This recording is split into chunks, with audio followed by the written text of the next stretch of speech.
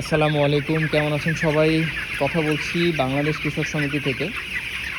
Broiler মুরগির লালন পালন নিয়ে কিন্তু অনেক কথাই আপনারা ইউটিউবে দেখতে পাবেন বা ফেসবুকেও অনেক ধরনের ভিডিও পাবেন।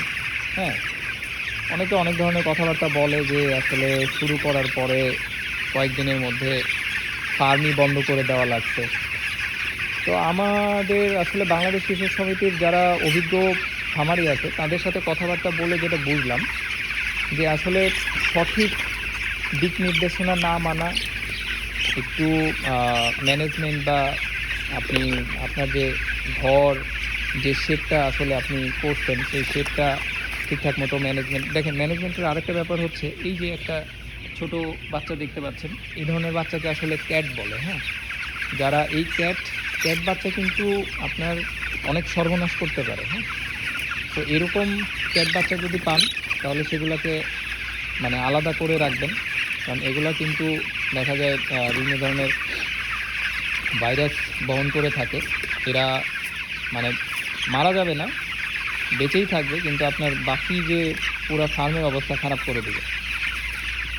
তো আসলে এই যে যেটা বলতেছিলাম যে ব্যবস্থাপনাটা আসলে সঠিকভাবে যদি আপনি না মেনটেন করতে পারেন তাহলে আসলে তো সফল হওয়া দূরের কথা, লস তো আপনার হবেই।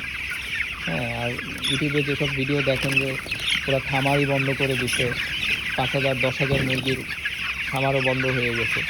এটার ভালো মতো যদি আপনি পর্যবেক্ষণ করেন তাহলে দেখবেন যে কোথাও না কোথাও আপনার ব্যবস্থাপনাতে ঘাটতি আছে। যেমন আপনার লিটার ব্যবস্থাপনাটা ঠিকঠাক মতো আপনি মেনটেন করতে পারেন নাই। লিটারে গ্যাস জমে যাওয়ার কারণে নানান সর্দি হয়েছে, গ্রোথে সমস্যা হয়েছে। তারপরে আপনার সব বাচ্চাগুলোর মধ্যে ক্যাট বাচ্চাগুলোকে আলাদা করেন নাই। সেগুলোকে আলাদা না করার কারণে আপনার ভাইরাসের অ্যাটাক হয়েছে। আবার হচ্ছে যে আপনি দেখছেন যে আপনি কয়েকটা বাচ্চা রক্ত আমাশায় ভুগতেছে, তো ভাবছেন যে হয়তো ঠিক হয়ে যাবে বা দেখি আর কয়েকটা। এর মধ্যে দেখছেন যে পুরাটা দেখা গেছে 1 দিন 2 দিন ডিলে করছেন, পুরা খামারের মধ্যে ছড়ায় গেছে। তো এই বিষয়গুলা কিন্তু আসলে আপনি শুরু করেন সমস্যা নাই, কিন্তু আপনার একজন অভিজ্ঞ খামারির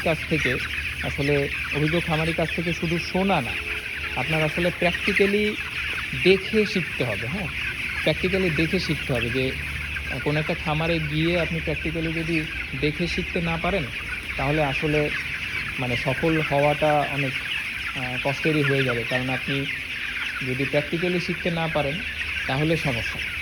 আর বাংলাদেশ কৃষক সমিতিতে কিন্তু সেই সুযোগ আছে। এখানে অভিজ্ঞ যেসব খামারি আছে তাদের কাছ থেকে আপনি একদম হাতে কলমে শিখতে পারবেন, তাও আবার বিনামূল্যে, যে কীভাবে আসলে আপনি একটা সফল খামারি হবেন।